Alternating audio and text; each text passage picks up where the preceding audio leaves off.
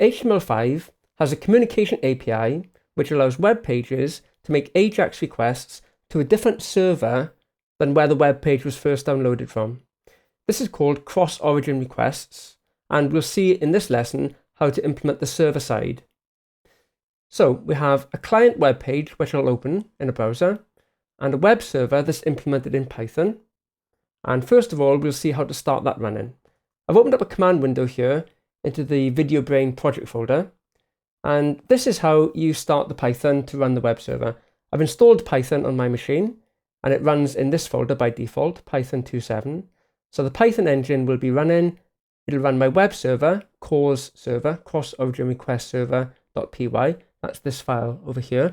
And it'll run on port 9999. So I'll press enter, and the web server is now running. Now I've already opened a browser window. The browser window, as you can see, is the client page, cross-origin upload.html. The important thing for this lesson is the domain. When I run this example, first of all, I'll be running it from a domain called mydomain1.9999. And when I click the choose file button to say which file I want to upload, I'll choose my Hanenkam JPEG picture here. And I'll click the start upload button. This will start an asynchronous AJAX request to upload the data, and it'll tell me how the data upload is going. On the server here, you can see I've got some diagnostic print messages to show what's happening. Now, the interesting thing is, with AJAX level 2, when you have a web page which was downloaded from one URL, when it makes a request to a server, there's an initial HTTP request that gets sent over called an options request. And the options request gives the web server an opportunity to say which clients it will accept requests from.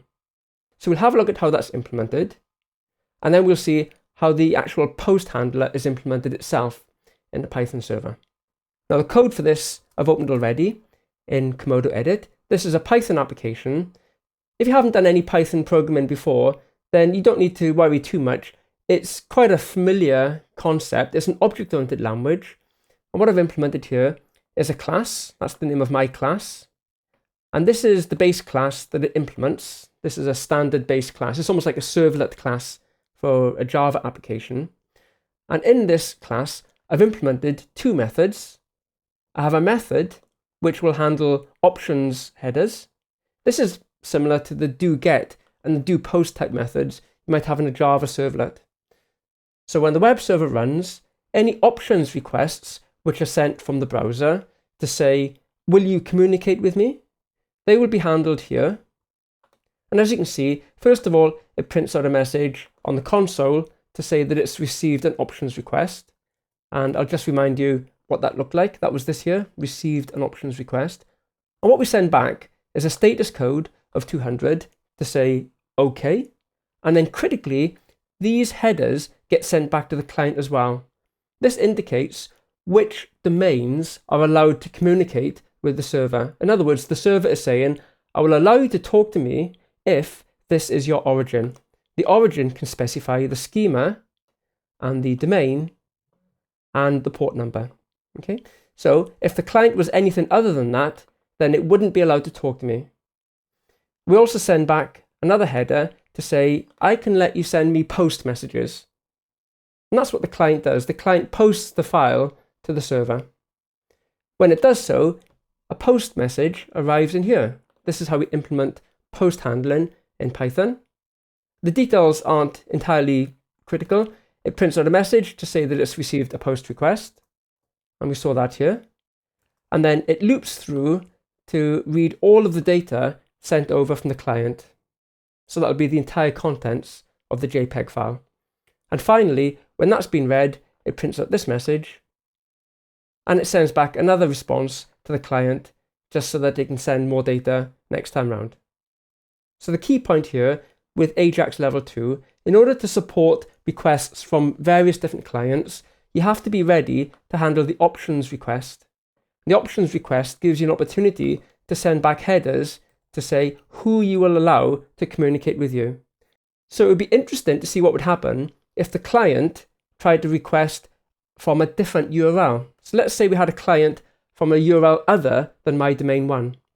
Now, as it happens, I can do that in my web page. As well as my domain 1, I have another domain set up called my domain 2. It's actually just a euphemism for localhost. So watch what happens if I try to make a request now. First of all, I'll choose which file to upload, hanincalm.jpg. And now see what happens when I try to start an upload. An error occurred. This is because it sent an initial options request to the server, and the options request returned an HTTP response to say, I will accept your request as long as you were a file downloaded from this domain. But of course, the client wasn't downloaded from my domain 1, 9999.